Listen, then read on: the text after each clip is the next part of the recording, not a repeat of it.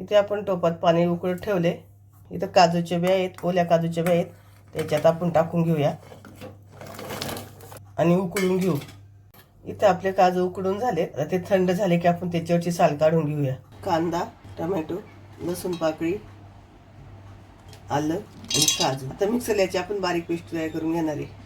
तेल तापले, त्यामध्ये एक तेजपत्ता टाकून घेतलेलं वाटण. आपण जी कांदा खोबरे आणि काजूची ग्रेव्ही केली ती आता आपण परतून घेतोय आणि तेल सुटेपर्यंत छान परतून घ्यायची आपल्याला. ही आपण कच्चं वाटले ना, त्याचा कच्चापणा गेला पाहिजे. आपण ज्या भांड्यामध्ये वाटण वाटलं होतं त्यात थोडंसं पाणी घातलंय, अगदी 2 चमचे, आणि ते ओतून घेतले. मिक्स करून घेऊया. आपण 2 मिनिटासाठी झाकण ठेवून घेऊ. आपण झाकण काढूया. मध्ये मध्ये मिक्स करीत राहायचं. आपण काजू घातलेत ना, तर खाली लागायची भीती असते. त्या स्टीलचं भांडे त्यामुळे पटकन लागलं जातं. तुम्ही अगदी 2-2 मिनिटांनी मध्ये मिक्स करत राहा. आपण परत झाकण ठेवून घेऊ. आपण झाकण खोलूया. आपल्या ग्रेव्हीला बघा छान तेल सुटलं सगळीकडून. मिक्स करून घेऊया. त्यामध्ये मसाले टाकून घेऊ. काश्मीरी लाल मिरची, ते माझा छोटा चमचा म्हणून मी 2 टाकले. धनिया पावडर आणि आपले वर्षभराचा मसाला आपण मिक्स करूया.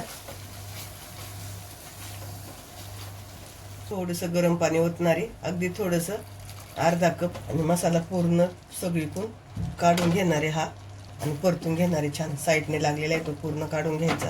छान मिक्स करायचं आणि परत आपल्याला अगदी फक्त 2 मिनिटासाठी झाकण ठेवायचंय. 2 मिनिटं झालेत, आपण झाकण काढू. आपल्या मसाल्याला छान परत तेल सुटले. त्यामध्ये आपण कसुरी मेथी टाकूया. हातावर मी थोडीशी चुरगळून घेतली आहे.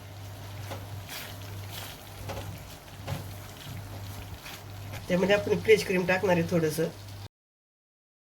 आपण फ्रेश क्रीम टाकले आणि मिक्स करून घेतले. ग्रेव्ही बघा आपली किती स्मूथ झाली आहे. त्यामध्ये उकडलेले काजू टाकूया आणि छान परतून घेऊया. आता हे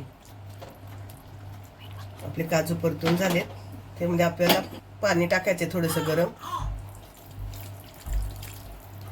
काजू शिजवून घेतले त्यामुळे काही जास्त नाही टाकायचं. पाणी टाकल्यावर मिक्स करून घ्यायचं. चवीनुसार मीठ आणि मिक्स करून घेऊया. छान उकळी आली आपल्या भाजीला. इथे आपण गॅस बंद करूया आणि वरतून थोडीशी कोथिंबीर टाकूया. इथे आपली काजूची भाजी म्हणा, उसळ म्हणा, कालवण म्हणा, तुम्हाला जे म्हणायचे ते तयारी.